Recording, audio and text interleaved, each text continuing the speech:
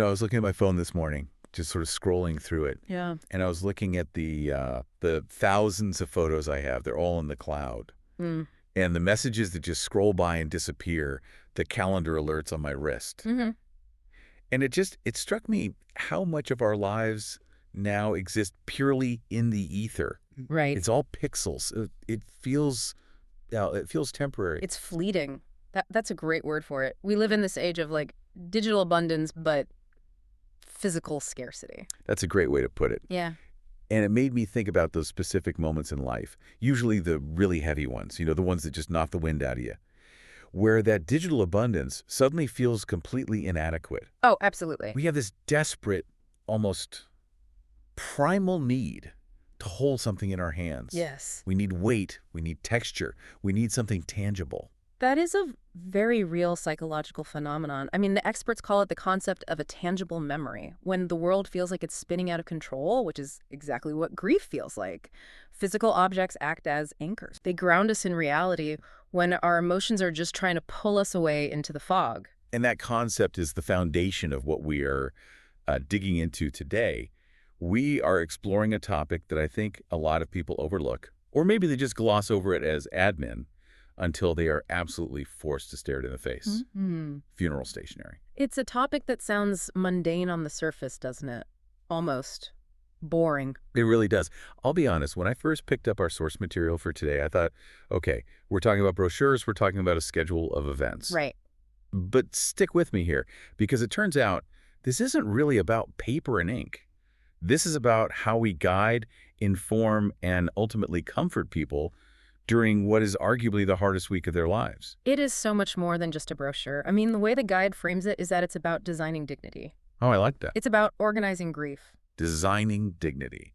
That is going to stick with me. So welcome, everyone, to the Funeral Channel Network podcast, which is brought to you by the Funeral Program site. Glad to be here. We are doing a comprehensive analysis today, a real deep dive into a resource titled The Complete Guide to Meaningful Printed and Digital Keepsakes, published by, you guessed it, the Funeral Program site. And what I love about this guide and why I'm so excited to unpack it is that it connects two things that usually don't seem to go together at all. Okay. It connects the logistical nightmare of a funeral. I mean, how do we get 200 people to sit down, be quiet, and sing a hymn at the same time? Yeah, the pure mechanics of it. With the deeply emotional side, which is how do we honor a life that has just ended?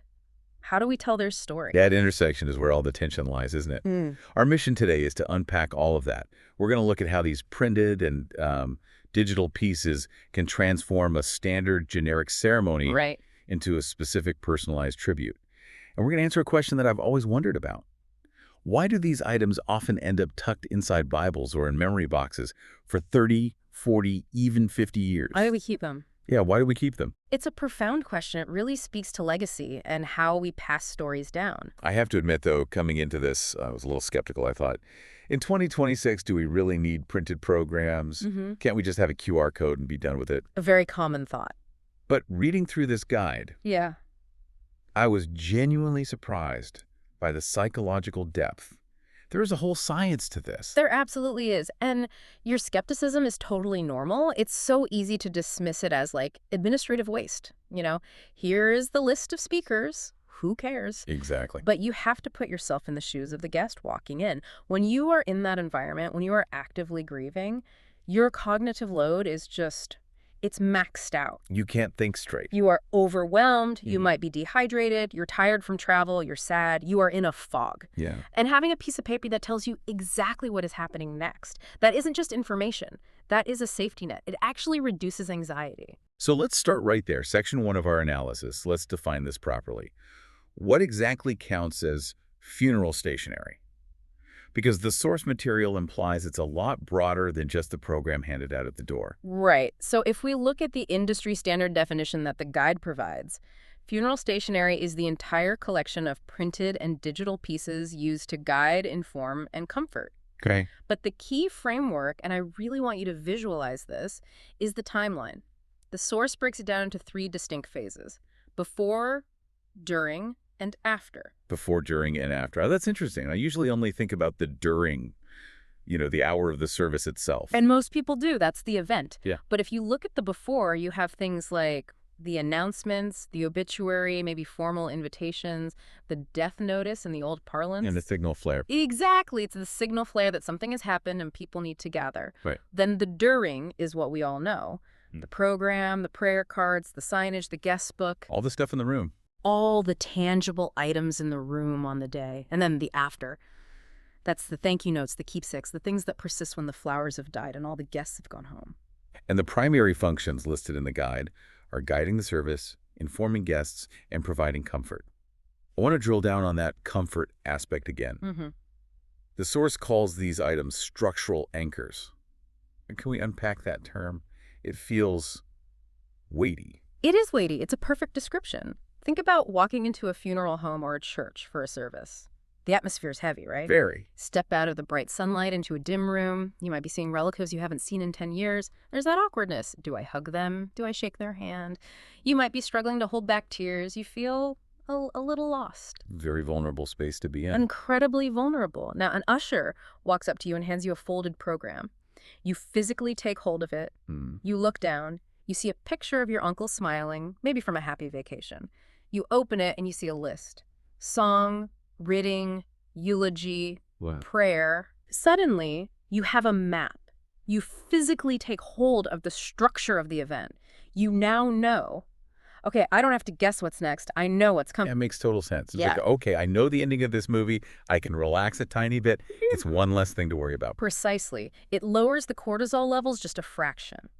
And it does something else. It moves the service from being a generic funeral, which is a scary, abstract concept, Right. to a specific tribute.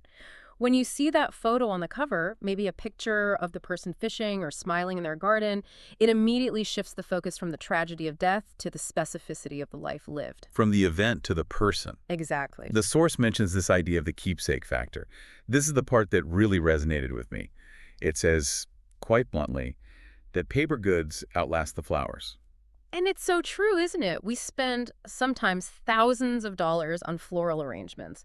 They are beautiful, they are necessary for the ceremony, Absolutely. but they wilt in a week, they end up in the compost. Yeah. But a well-made funeral program, that lasts for generations. The source talks about common preservation methods, people framing them, saving them in cedar chests, scanning them for ancestry websites. It's ultimately described as an act of care. An act of care. Yes. You are caring for the guest's experience in the moment, but you are also caring for the memory of the loved one long term. You're preserving the story. It's almost like if you don't write it down, if you don't print it out, the details might fade. Memories are slippery, but the paper keeps the story straight. It creates a record, a definitive record. And for the family, that need for clarity is huge. When you are in that fog of grief, you might not remember who read the eulogy. You might not remember what scripture was chosen. You're not taking notes. No. Okay. And having that physical proof that, yes, we did this, we honored them, here is the record of it, that is psychologically very important for closure. I want to pivot to history for a second, because surely we haven't always had these elaborate full-color trifold brochures with collages and heavy cardstock. Not at all. The source has a section on origin and evolution. Where did this all start? Well, if we go back historically, it was purely functional. Go back 100 years or even further into the Victorian era. You had church bulletins, which were very dry. You had handwritten notices pinned to a town square board. Or even just oral tradition, someone standing up and telling the village where to be and when. Right. Meet at the church at noon, wear black. Simple as that. Exactly. As the printing press became more accessible in local communities, you started seeing the shift toward reliability. Printing replaced oral tradition because you needed to get accurate information to a large group of people all at once. Right. You need consistency. You needed everyone to know the hymn number. You needed everyone to know the exact time of interment. It was all about logistics. It was utilitarian. So we're talking black and white text. Here is the order of service. No photos, I'm guessing? Very rarely. Maybe a woodcut of a cross or a simple, somber border. It was formal. It was stark. But the driver of change, and the source highlights this perfectly, is that families started wanting the service to feel like the person. That's the shift. From this is a funeral to this is John's funeral. Yes. The modern shift is toward what the industry calls curated tributes. Families want storytelling. They don't just want a list of hymns. They want a photo collage of the grandkids. They want the favorite poem, You want personality. They want the colors to match the person's favorite sports team or their garden flowers. They want the paper to embody the personality that is gone. And this leads to what the source calls the tribute suite. I've never heard that term before reading this. A tribute suite. It sounds fancy. It's a design term, really, and it's probably borrowed from the wedding industry, to be honest. Oh, that makes sense. It means the stationery isn't disjointed. In the past, think about it. You might have bought a guest book from a stationery store, gotten generic prayer cards from the funeral home, and then printed a program on your home printer on flimsy copy paper. Right, a hodgepodge. Yeah. Functional but messy and disconnected. Nothing matched. It looked accidental. The tribute suite changes that. It's the concept of coordinated stationery. The program matches the prayer cards, which matches the bookmarks, which matches the signage. It creates visual cohesion. It looks intentional. Yes, and the source argues that this creates an intentional atmosphere. It feels like you've really thought about it. It communicates to the guests. This life was important enough to prepare for. This was not an afterthought. And I imagine that's where resources like the funeral program site come in. They seem to be positioned as this bridge between that old school rigid structure and this new need for high-level personalization and, frankly, speed. Exactly. They offer that coordination. So you aren't scrambling in Photoshop trying to design 5 different things from scratch while you're, crying. A terrible thought. You select a theme, and it propagates across the whole suite. It's designed doing the heavy lifting for you at a time when you can't lift much yourself. Let's get into the nitty-gritty. I want to walk through Section 3, the anatomy of a funeral suite. The source breaks down these items, and I want to go through them one by one because I think we take them for granted. But each one has a specific utility and an emotional weight. Let's start with the big one, the funeral program. The heavy lifter, the main event, also known as the memorial program, order of service, or brochure. This is the primary guide for everyone in the room. What's usually in it? Beyond the obvious, like the schedule. At a bare minimum, you'll have the service details in the obituary. But the source lists so much more that makes it rich. The life tribute, which is the story, not just the stats. The narrative. The narrative. Then the order of events, names of participants, which is incredibly important, acknowledging the pallbearers or the people doing readings, and then finally acknowledgments to guests and staff. It's basically the script for the day for everyone. It is. And the guide is clear. It's the #1 keepsake. If you only keep one thing from a funeral, it's usually the program. It captures the who, what, where, and why of the day. Okay, next up, prayer cards or memorial cards. These are the little ones, right? Wallet size. Wallet-sized. And that size is crucial. The utility here is portability. Oh, right. You can stick it in your pocket. You're not going to fold up the big program and put it in your wallet. Exactly. The source notes a distinction here, which is interesting. In religious settings, they are prayer cards, usually with a patron saint or a specific scripture. In secular settings, they are memorial cards, maybe a nice photo and a poem or a quote from a favorite author. But the function is the same. The function is the same. They are easy to distribute, and they are easy to keep. You can slip one into a thank you note as a small gift. You can keep one in your wallet behind your driver's license as a daily reminder. I've actually found those in old books I've bought at estate sales. Yeah. Like someone used it as a bookmark and then forgot it was there. Oh, wow. It's like a little ghost in the book, Yeah. a little piece of someone else's story. Which brings us perfectly to the next item on the list, funeral bookmarks. Yes. I didn't realize this was its own distinct category, but it makes so much sense when you think about it. It's a very popular functional keepsake. The source mentions they are especially symbolic for avid readers, teachers, students, or spiritual mentors. Right, for a life connected to books. If the person loved to read, giving guests a bookmark is a beautiful, subtle nod to their personality. And it's something people actually use in their daily life. Every time they open their book, they see that photo and that quote. It keeps the memory active. It integrates the memory into a quiet, daily routine. I love that. Me too. Now, guest books, this one, this one really got me. The source had a quote here that hit me hard. It said, "When the house gets quiet, a guest book reminds a family how many people showed up." That is such a profound observation because Yeah. we think of guest books as just capturing attendance who was here, like a roll call. Right, for the record.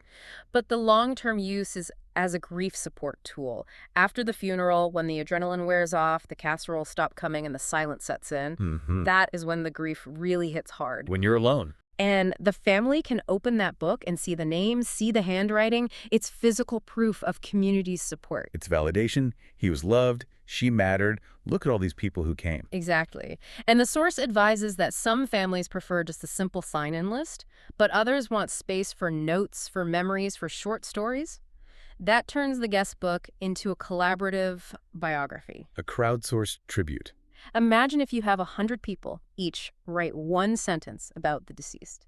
You have an incredible document of who they were from 100 different perspectives. Moving on to announcements and invitations. This feels like the area that has changed the most with technology. It absolutely has. The source discusses the massive shift to digital text messages, social media posts, funeral home websites. It's fast and efficient. But it's not the whole story. No. The guide also points out the enduring tradition of printed mail, especially for an older church community or a close-knit neighborhood. There is still a formality, a gravity to receiving a printed card in the mail that says, "You are invited to celebrate this life." It signals importance in a way a text message can't. A text can feel casual. A printed card feels momentous. That's the perfect word for it, momentous. And then we have the enhancements, the coordinated tribute pieces. These aren't strictly necessary, right? But they add that polish. Exactly. These are the nice-to-haves that can make a big difference. Like thank you cards. Often overlooked. The source warns about this explicitly. You don't think about thank you cards until 2 weeks after the service when you're exhausted and you realize you have 50 people to thank for flowers or donations. And then it's a chore. It becomes a huge, emotionally draining chore. Having pre-printed cards that match the program, with maybe a photo and a simple message already on them, that is a massive stress reliever. It's a gift you give your future grieving self. It's doing a favor for future you. What about donation cards? That seems purely practical. It is, but it's a kind of practical that reduces anxiety for Jess. It clarifies the family's wishes. It helps guests honor the deceased correctly without guessing. Do I send lilies? Do I send a check to the Heart Association? This solves that problem elegantly and quietly. And signage? Welcome signs, directional signs, reserved seating signs. The expert view on this in the guide is that it's crowd control, but gentle crowd control. The source notes that signage helps a large crowd feel organized and calm. Right. If you have 300 people showing up, you don't want every single one of them asking the widow, "Where do I go? Is the seat taken? Where is the reception?" That would be overwhelming. Signs answer those questions silently so the family doesn't have to. It protects the family's peace on a very difficult day. It just lowers the overall anxiety in the room. It does. And then you have the novelty keepsakes.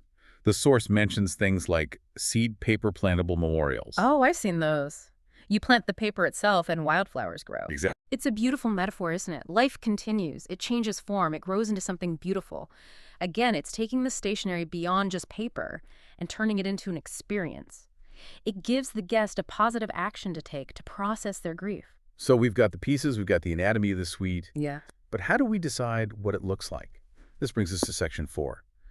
Design as storytelling. Yes. The source talks about themes and styles. Yep. And this seems to be where the curation really happens. This is where all the personalization lives. A theme is a visual shortcut. It allows guests to instantly understand the tone of the service before they read a single word. Is this going to be celebratory? Is it deeply spiritual? Is it quiet and reflective? The design tells you. Let's run through some of the specific themes the source mentions, because I think this helps people visualize the options. Start with traditional. What does that look like? Traditional is safe, it's classic, it's respectful. Think soft, muted backgrounds, ivory, navy blue, charcoal, gray palettes, maybe classic symbols like doves or crosses paired with a serif font. It says we are following the rituals, we are being respectful, we are holding a formal space. Okay, classic. Versus floral. Floral is all about comfort. It's timeless. The source notes it can be feminine roses, soft pinks, lilies, but it can also be very neutral and modern. Like what? Like eucalyptus, botanical line art, simple greenery. It signifies life, beauty, nature. It just softens the harshness of the event. Nature scenic. I feel like this is a huge one now. I see this everywhere. It is very popular. Sunsets, mountains, skies, beaches, forest paths. It represents peace, transition, eternity. The horizon line is a very powerful symbol in grief. It's about looking beyond the present moment. And it's perfect if the person was an outdoor lover. Absolutely. Or just someone who loved a good view. It's universally calming. Religious, spiritual. This seems straightforward. It is, but the design is key. This is for when faith was the absolute center of the person's life. You'll see imagery like scriptures, rays of light, stained glass windows, praying hands. The design supports the belief system. It tells the guest from the moment they receive it, this is a religious observation of a life of faith. And then you have military patriotic, Yeah. a very specific language. A very specific visual language, yes. Flags, emblems, uniforms, eagles. The layouts tend to be more formal, more rigid. This theme honors a life of service. It says duty and honor were central to this person. It often dictates a more structured, respectful font choice as well. Cultural heritage. This must be so important for so many families. It's vital. This is about respectfully incorporating patterns, colors, or even bilingual text that reflects the person's identity. Maybe it's kente cloth patterns for an African heritage, or Celtic knots for Irish roots, or delicate Asian floral motifs. It respects the identity of the person and their entire community. It signals belonging. Modern minimalist. This feels like the trend in everything right now, from home decor to this. And it can be very powerful in this context. Clean fonts, lots of white space, a contemporary feel. It's not cluttered. It focuses your attention purely on the photograph and the name. It's very elegant and confident. It says, we don't need to shout. The life speaks for itself. And the last one, which I think is the most personal, hobby personality. This is the most specific category and potentially the most joyful. Fishing, quilting, motorcycles, cooking, golf, gardening, you name it. But there's a warning here, right? Yes, and this is a key design tip from the expert in the source material. Incorporate with taste. Yes, I underline that. Small icons and subtle textures communicate more than heavy graphics. Exactly. If the person loved fishing, you don't need a cartoon base jumping over the obituary text. Right, that can look cheap. It can look cheap, and it can undermine the dignity of the event. Maybe just a subtle water texture in the background, or a small, elegant fishing hook icon next to the page numbers. It's a nod, not a caricature. You want it to feel like them, but you still want it to be dignified. That is such good advice. It's about essence, not clip art. So we know what we want. We have the pieces. We have the theme. Now, how do we actually make it happen? The logistics. Section 5.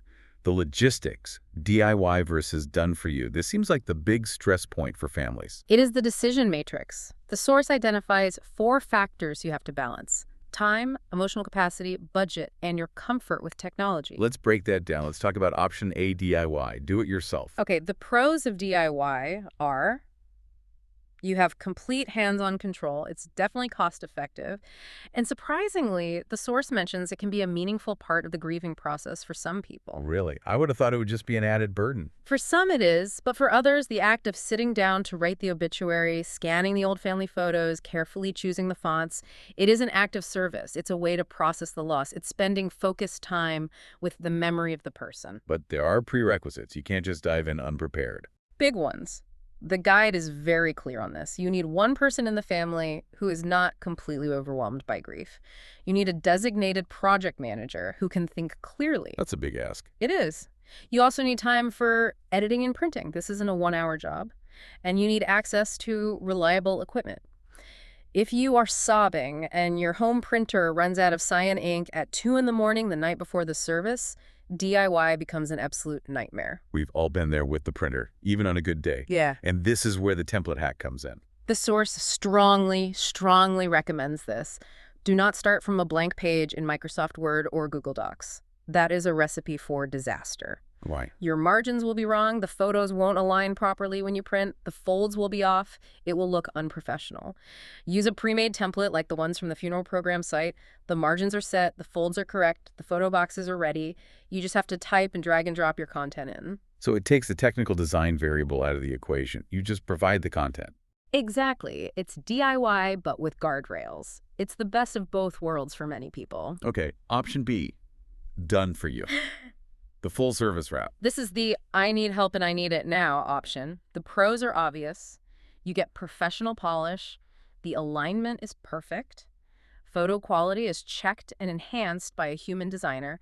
And the big ones are reduced stress and speed. So who is this best for?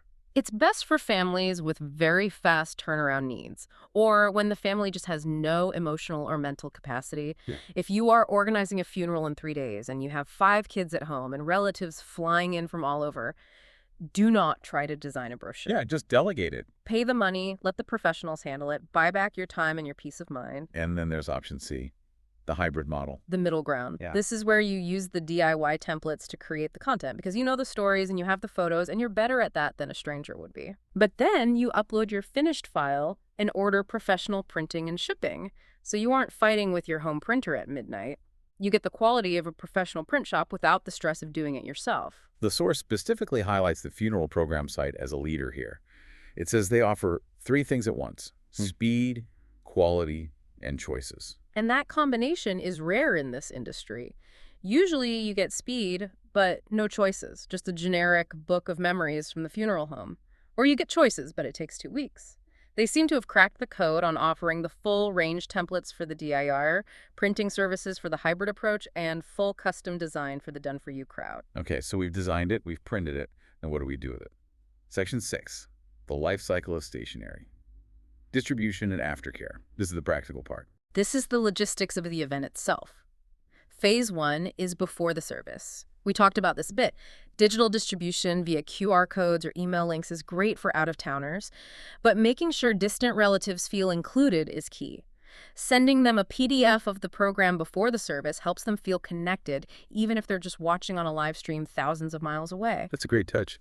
So phase 2, during the service. This is where the rubber meets the road. You've got ushers handing out programs at the door. You have baskets of prayer cards on a table. The source has a very specific, very practical piece of advice here. How is it? Print more than expected. Oh, that's interesting. I would think you print exactly the number of chairs. Yeah. Right? 1 per person. No, because people take extras. They always do. They take one for themselves. Then they think, oh, Aunt Mary couldn't make it because she's in the hospital. I'll take one for her. Oh, my brother couldn't fly in. I'll grab one for him. I want one for my scrapbook. And one to put in my Bible. Exactly. The guide says if you print 100 programs for 100 guests, you will run out by guest number 80. Guaranteed. That is a pro tip. Avoid the scarcity panic at the door. Okay, so phase 3, after the service. This is the aftercare. This is where the stationery continues its work. Mailing programs to distant family who couldn't attend at all, including prayer cards and thank you notes. The source calls this a deeply appreciated touch. Oh, whoa. It turns a standard thank you card into a small gift. It says, I'm not just thanking you for the flowers, I'm sharing a piece of him with you. It continues the connection. And then the long-term preservation. We touched on this, but let's go deeper. The memory box. The source advises every family to keep one pristine set of everything. One program, one obituary from the newspaper, one bookmark. Put it in the family archive. Do not let the only copy get a coffee stain on it. Because it becomes a document. Because in 20 years, that is a historical document. Which leads to the next point, genealogy. Right. I never would have thought of this. Programs, record names, dates, and relationships at a very specific point in time. Survived by his wife, Jane, his sons, Michael and David, and his sister, Sarah. That lists the immediate family tree. Future generations use these to trace lineage. It's like a census of the family on that day. It's a snapshot of the family structure. That's fascinating. It is, and for everyday use, we talked about the bookmark, but also carrying a prayer card in a wallet. It's a way to keep the person close. It's like a talisman, a small, tangible connection you can carry with you. We are getting close to the end, but we need to talk about the practical constraints. Section 7, money and mistakes. How do we do all of this without breaking the bank? Because funerals are already so expensive. The source is very practical here. Strategy number 1, templates. They are the budget-friendly starting point because you aren't paying for a designer's hours, you're just paying for the template file itself. Strategy number 2 from the guide, prioritization. Yes. If the budget is tight, you do not need the whole tribute suite. You don't need bookmarks and seed paper and 5 different signs. Pick the essentials. Do a program or a prayer card. You don't have to do both. Focus on one high-quality item rather than 5 mediocre ones. Strategy number 3, print smart. This is a big one. A bifold, which is a single sheet of paper folded in half, is much, much cheaper to print than an 8-page stapled booklet. It uses less paper, less ink, and no binding labor. And use standard paper sizes. Yes. Stick to 8.5 by 11 or 8.5 by 14. Don't do weird custom shapes that require special cutting unless you have a big budget. Keep it simple. And the guide mentions digital hygiene. This is a great modern tip. Use a QR code for the full program. Maybe you print a simple, elegant memorial card that has a photo and a QR code on the back that says scan here for the full life tribute. That dramatically reduces your print volume and cost. You print 50 beautiful cards instead of 50 multi-page booklets. And finally, coordination savings. If you reuse the same design elements, the same photo, the same font, the same background across all the items you do create, it saves editing time. You aren't reinventing the wheel for the thank you card. You just adapt the program cover. What about the pitfalls? The source has a list of common mistakes to avoid. Number 1, and the most critical, timing. Waiting too long to start. If you wait until the night before the service, you will be stressed, rushed, and you will make mistakes. This affects the whole experience. Mistake number 2, photo quality. This is a big one, using low-resolution, blurry photos. If you take a tiny picture from Facebook that was taken in a dark room and you try to blow it up to cover size, That's going to look terrible. it will be blurry and pixelated. It ruins the polish. It makes the whole thing look amateur. You need to find the highest quality images you can. Mistake number 3, Clutter. Overcrowding the layout. The source has a great line. White space is breathing room, not empty space. Don't try to fit 5,000 words and 20 pictures on one page. Let the design breathe. If the text is too small, your older guests won't be able to read it anyway. Mistake number 4 is a painful one, proofreading. The danger of typos. Imagine misspelling the deceased's middle name or getting the date of birth wrong. Oh, that's permanent. It's a permanent record, and you will see that typo for the rest of your life. The guide insists you need a second or even a third pair of eyes. You cannot proofread it yourself. You are too close to it, and you're too emotional. And the last mistake, number 5, quantity. Running out. We mentioned this before, but it's worth repeating. It is always better to have 20 leftover programs than to have one guest leave empty-handed. This has been surprisingly enlightening. Uh-huh. I came in thinking about paper, about 80-pound cardstock and gloss finishes. Yeah. And I'm leaving thinking about history, psychology, and, well, love. That's really what it is. It's an expression of that. So, to recap for everyone listening, funeral stationery isn't just paperwork. It acts as a guide for the service, a comfort for the guests, and a lasting history for the family. It is a tool for connection. And remember the resource we've been diving into today, the funeral program site. They offer the templates, the printing services, and the specific guidance to help navigate all of this. They make the how easier so you can focus on the who. The expert in the source material had a beautiful final insight. They said that while the paper eventually fades, the act of creating it is a way to express love through design. That stays with me. It's a final act of service. It's often the last tangible thing you can do for them. You are crafting their image for the world one last time. You are curating their legacy. So here's a provocative thought to leave you with. If you had to summarize your life, or the life of someone you love, in a 4-page bifold, what theme would you choose? Would it be the quiet ocean, the vibrant garden, the minimal white space of a modern design? Would it be loud and colorful or soft and reserved? Something to think about. It certainly is. Thanks for listening to this deep dive on the Funeral Channel Network podcast. We'll catch you on the next one. Take care.